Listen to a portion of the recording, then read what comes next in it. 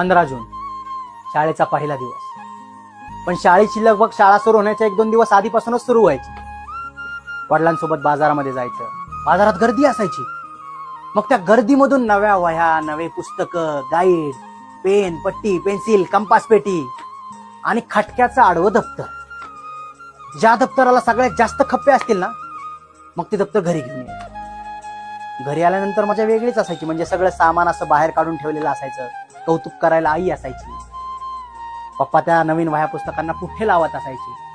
आता पुठ्ठे कशाचे लावायचे हे काही सांगायची गरज नाही. हे सगळं चालू असताना मग बाहेर पाऊस पडत असायचा. त्या पावसामुळे भिजणारी माती, त्या मातीचा येणारा सुगंध आणि त्या सुगंधापेक्षाही जवळचा वाटणारा म्हणजे त्या नवीन वह्या पुस्तकांच्या पानाचा येणारा वास.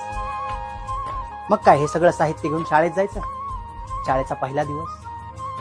शाळेचा पहिला दिवस असल्यामुळे मग वर्गसंख्या कमी असायची. संख्या कमी असल्यामुळे मग शिक्षक पण जास्त काही सिरियसली शिकवत नसायचे. मग गप्पा. एखादं नवीन ऍडमिशन झालेलं असायचं, मग त्याची घ्यायची मजा. आणि सगळ्यात मजेशीर म्हणजे या 2 महिन्यामध्ये ज्यांच्यासोबत भेटी झाल्या नाहीत ते शाळेतील सगळ्यात जुने मित्र.